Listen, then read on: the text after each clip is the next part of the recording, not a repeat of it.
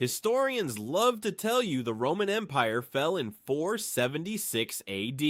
That's a lie. It didn't fall, it transformed. And if one battle had gone differently, you might be reading this in Latin right now. Here's what most people don't realize. Rome didn't collapse in a single dramatic moment. It bled out slowly over centuries from 1,000 small wounds, a border skirmish here, a bad harvest there, a corrupt governor skimming taxes in a province nobody in the capital cared about anymore. The fall we learn about in school is really just the final domino. So today we're not asking whether Rome could have survived. We're asking what happens if just a handful of those dominoes never fell in the first place.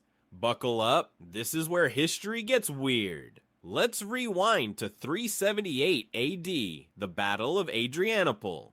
The Eastern Roman army, one of the most disciplined fighting forces on Earth, marches out to crush a group of Gothic refugees they've badly underestimated. By the end of the day, 2/3 of the Roman force is dead, including the emperor himself. Historians call it the beginning of the end. Now imagine the scouts had done their job. Imagine Emperor Valens waits the extra 2 days for reinforcements from the west, like his generals begged him to. The Goths, instead of shattering Roman military prestige and carving out their own kingdom inside the empire's borders, get absorbed. Turned into soldiers, farmers, taxpayers, no Gothic kingdom, no template for the next wave of barbarian groups to follow. One decision, one delay, and the dominoes stop falling. Here's the thing about empires. They don't run on armies alone. They run on momentum. Once Rome loses one province, everyone watching starts asking the same question. If they couldn't hold Gaul, why would they hold us? Confidence is the real currency of empire, and Adrianople was the day Rome's credit rating collapsed. So picture the alternate timeline. Rome holds. The frontier stabilizes instead of fracturing. There's no vacuum for tribal kingdoms to fill in Gaul, Iberia, or North Africa. And that changes everything downstream, because those weren't just military losses, they were manufacturing centers, grain suppliers, tax bases. A Rome that keeps Egypt's wheat and Gaul's iron doesn't just survive, it has the resources to keep innovating instead of just defending.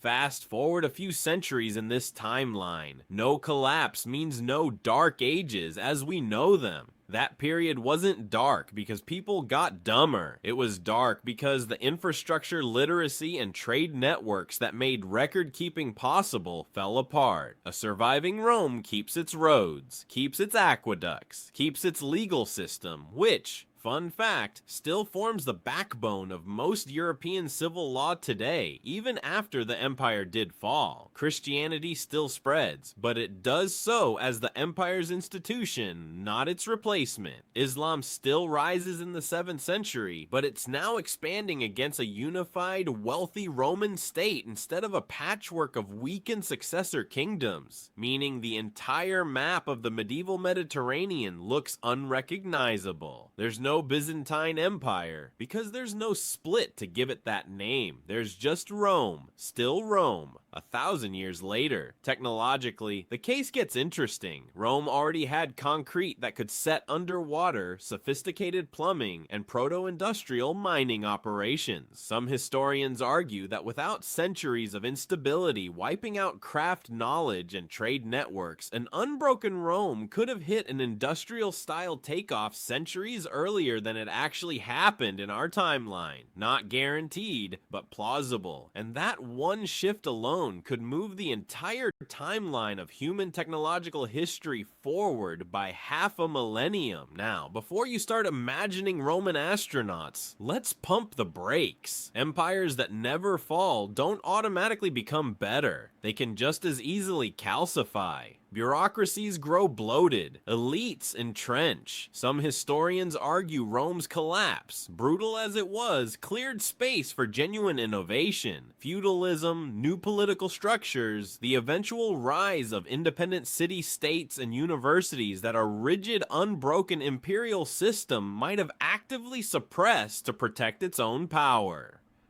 So maybe the honest answer is, a surviving Rome isn't necessarily a better world. It's just a different one. Possibly more stable, possibly more stagnant. History doesn't reward permanence just because it's permanence. So, was Adrianople really the hinge point, or just the moment we like to point to because it's dramatic? That's the uncomfortable truth about counterfactual history. There's no single thread you can pull. Empires fall for 1,000 reasons at once, and they survive for just as many. But here's what I keep coming back to. Every institution we think is permanent, governments, currencies, even the internet, is really just a series of decisions made under pressure. Decisions that could have gone another way. Rome didn't have to fall, and whatever comes after us doesn't have to either. If this kind of what if scratches the same itch it does for me, subscribe. I'm doing one of these every week. And drop your own what if in the comments. I read every single one, and a few of you have already ended up as full episodes.